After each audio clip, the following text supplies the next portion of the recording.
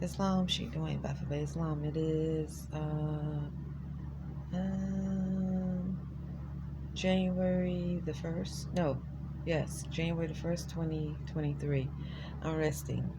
As you, this is how I rest. It's about 9:15 p.m. Imani's on the conference call. So so anyway, I just want to say Islam to you. I'm getting ready to rest more. Um, yeah. So I'll just turn around. Iman is on the Moorish American National Public conference call. He has earplugs on. So anyway, it's Sunday. So I'm resting. And I just want to say Islam to you. And I'll talk to you later. I'm a little tired. I said I was gonna put 25 more lots, and I started off really good blogging, but then I didn't finish up. So anyway, I'm just tired. So when I say tired, it's not a bad tired. It's just I feel like I did okay this week. In thoughts, but Saturday, I just you know, I'm just learning a lot, and spiritually, the universe is communicating so much, and um, and the way I'm able to, it's easy to, I have to be humble so I can hear what the spirits are, spiritually, what the universe is saying to me. Um, it's not on, it's not what's plain. Spiritually, when the universe speaks, spirits of water, wind, earth, and fire, spirits of earth. It's so complex. It's not what it seems. It's not, you know. That's how I think. This is how I think this is the biggest differentiation between those who probably should have stayed in the what do you call it, the shade. I've been resting all day. Between those who have a spiritual eye in natural law and of the highest self and divine, and those who don't. Um, I was explaining that there's a difference. There's a difference in level of communication that you receive from the universe. And me being a spiritual woman and being able to um, differentiate different thoughts, and I can tell it's a huge difference from those who are unclean and unnatural, who are outside of natural law, and what they interpret what's going on spiritually, than those who, such as myself, who are on a who have the potential and on a higher level of thought process in divinity in natural law. Um, and because when you're outside of natural law, then you're removing yourself from truth, Islam. So without the spirit of truth, then you can create and be manipulated and so forth. So I try to stay humble, Sheikh Dwayne Baffa Bay, so I can see. So I can really hear. I'm not perfect. I'm still learning. Sometimes I think I know, and sometimes I don't. But I'm definitely not afraid. I don't know. I'm just not afraid. I don't know. And I'm definitely not afraid. I don't. I'm not fearful. But there's a difference. Those are outside of natural law, whether they practicing astrology, cosmology, witchcraft, magic, whatever. It's a totally different energy compared to those such as myself who are relearning sciences that some may say is magic, astrology, cosmology, or esoteric, um, was it esoteric, exoteric, etc., etc.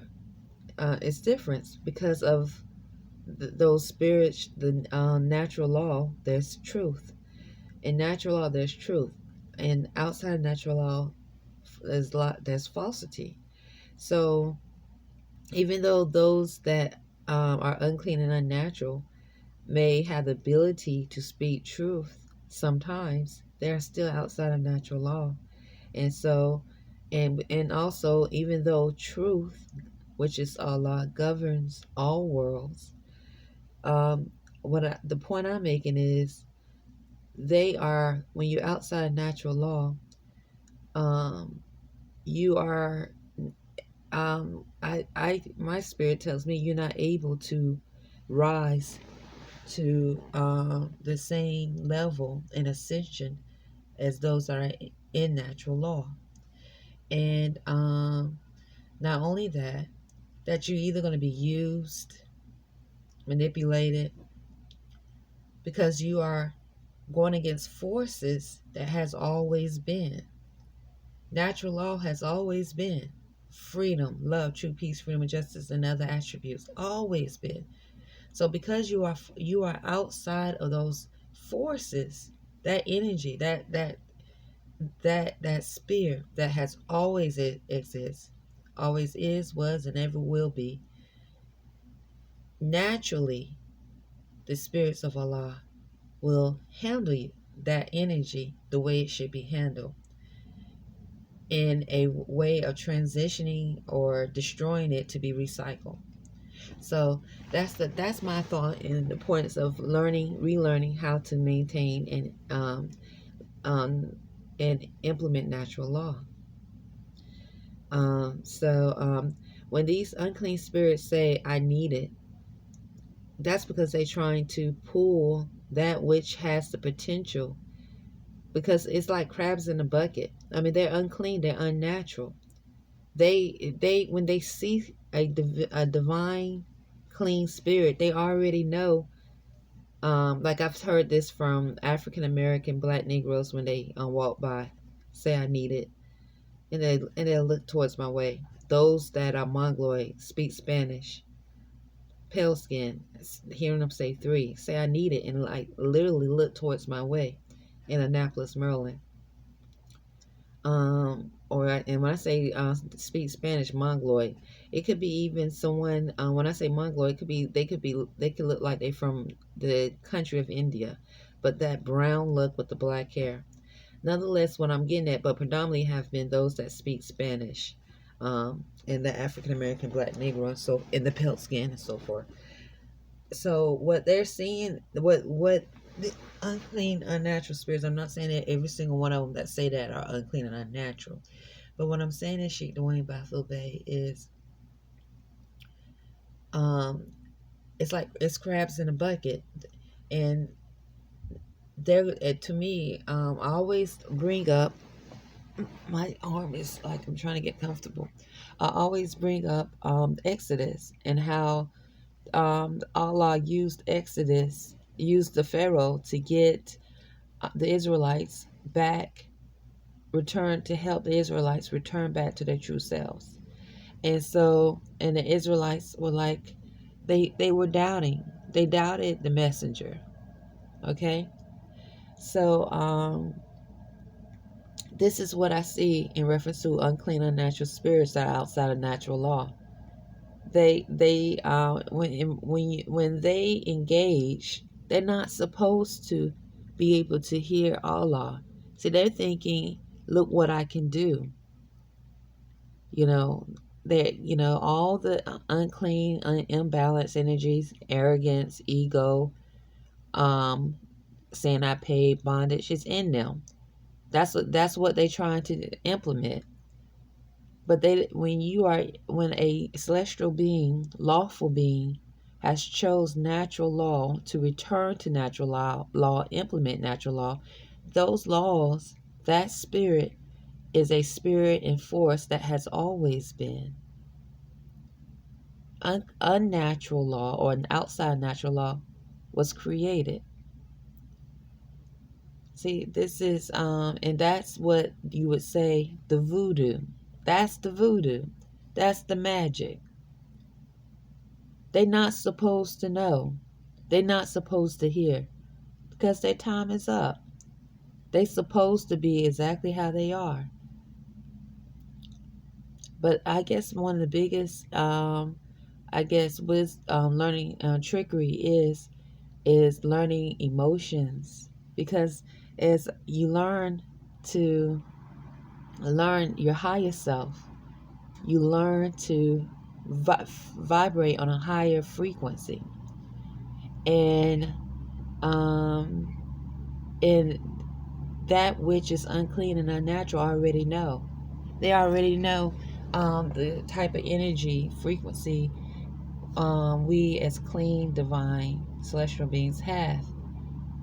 They already know how we can exude compassion, empathy, sympathy. They know, and so because that's what they fed off of and have been feeding off of for a long time. They feed off of it, replicate compassion, replicate pity, replicate sympathy, replicate every emotion that can cause some type of opening of engagement for a long time. So it is truly with this, when you have a spiritual eye and you can hear and see how wicked, filthy, and unclean, low life, really low life, they are low life. Low life. See, low life doesn't mean you have little money, little status. When I say low life, they are really low life, filthy, unclean. It's truly amazing to see what they do. To not be low life doesn't mean you have money, or you have status as a Moor, or you have status, or even that you implementing natural law.